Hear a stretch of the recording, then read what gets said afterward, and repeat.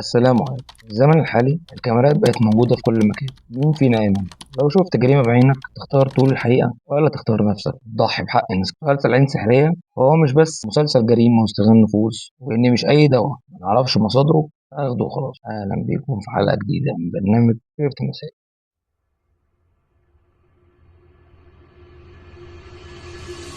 النهاردة هنتكلم عن مسلسل عين سحرية، المسلسل اللي كسر الدنيا في رمضان 2026. وبصراحة مبدئيا كل حاجة في المسلسل نحاول نتكلم عنها ونديها حقها. مسلسل عين سحرية بطولة عصام عمر وباسم سمرة، في ممثل من وجهة نظري بسميه الحصان الأسود وده هنتكلم عنه كمان شوية. تأليف هشام هلال، إخراج سدير مسعود، وده من أكتر المخرجين الشاطرين جدا في مجاله، وأخرج أعمال تانية زي منعطف خطر وموعد مع الماضي، وهو من ضمن عناصر القوة في المسلسل، وده برضه هنعرفه كمان شوية. المسلسل بيدور حوالين عادل، شاب من أمة الشعب مش من ايجيبت يعني، شغال فني تركيب كاميرات، حياته عادية، بيقبض الحد الأدنى للأجور. مرتبك كام؟ بيقفل 8 9000 جنيه. في 200 جنيه مواصلات واوفر تايم اهو. يا خبر ابيض، 200 جنيه مبلغ دلوقتي بتجيب لحمه وفراخ وبيض. مرة بيركب كاميرات في بيت سيدة غامضة، وبالصدفة من خلال الكاميرات يشوف حاجة ما كانش المفروض يشوفها، ومن اللحظة دي حياته بتتقلب من شاهد لمتورط، وبيدخل في صراع محامي صاحب نفوذ كبيرة هو باسم سمرة. ده بيخلي حياة عادل تتحول مع الأحداث بشكل كبير جدا، وهنعرف ده في التحليل. لكن قبل ما نحلل المسلسل عايزين نحلل شخصيات المسلسل. نبدأ بشخصية عادل زي ما احنا متعودين من عصام عمر، أدوار حلوة ومتميزة، أداؤه وأفعاله كان متناسب جدا مع الأحداث بدون أفوارة وحزق، وهو مش مجرد بطل تقليدي اللي هو الشهم الجدع بعضلات اللي هو البنات كلها بتحبه ده، وبيتكلم بالسجع الغير مفهوم زي كده. عمى ولا ايه؟ جاموسه بتقول الطور بيحزق، قال لك الطور بيحزق ليه؟ قال لك تحميل جمايل. لا، هو حقيقي وعادي جدا، طبيعي يعني. وطبعا مش هننسى اختيار الاسم والإسقاط على إن الشخص ده هو اللي لو حقق العدالة هيرتقي من الحالة المادية اللي هو فيها، وده يعتبر أبسط حقوقه. ونيجي للشخصية التانية، شخصية زكي باسم سمرة، المعروف عنه إنه قوي تمثيليا.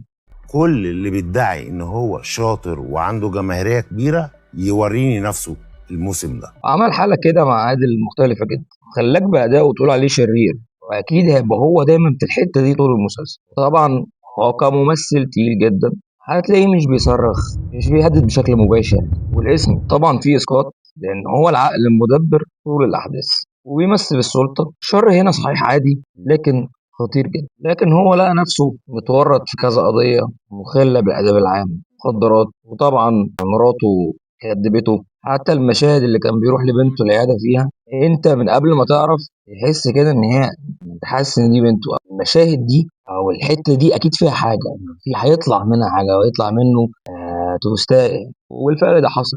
تالت شخصية هنتكلم عنها شخصية المسلسل هو الحصان الأسود اللي قلت لكم عليه من شوية، الممثل محمد علاء.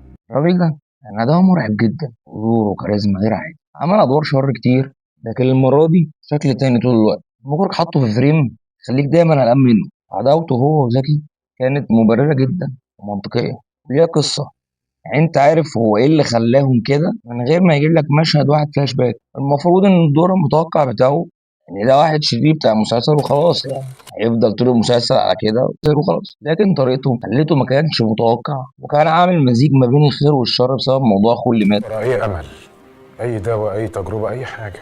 عنده مرض نادر ملوش علاج، بعدها بسنتين علاج نزل في العالم كله. الشريط ب10 جنيه، 10 جنيه كان ممكن يشتروا له حياة.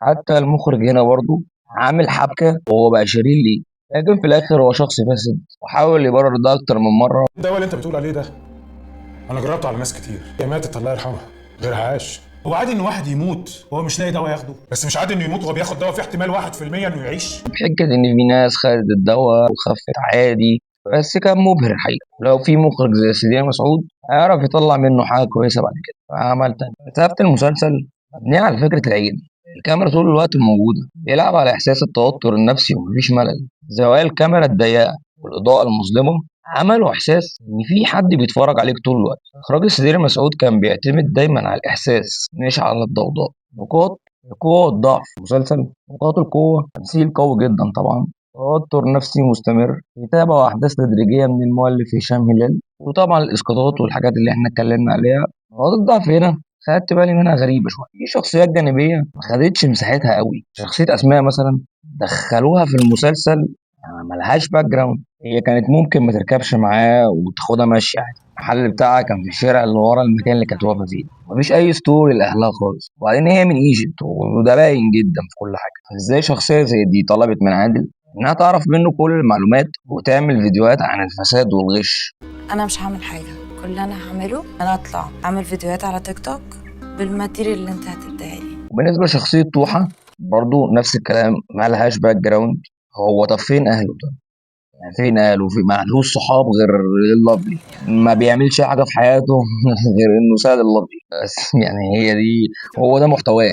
فما كانش فيه أي زوم خالص على الشخصية دي. يمكن مبرر الموضوع ده إنه عشان مثلا المسلسل 15 حلقة، لكن برضه كل مخرج وليه وجهة نظر. وبصراحة المسلسل بصورة عامة حلو جدا، وفي النهاية عين سحرية مش مسلسل جريمة بس، هو لحظة قرار تختار فيها هتبقى شاهد هتبقى ضحية وبس كده. لو عجبك التحليل قول رأيك في الكومنتات. لو حبيت المحتوى اللي بقدمه متنساش تعمل لايك شير سبسكرايب عشان تشوف كل الحلقات الجاية. سلام عليكم.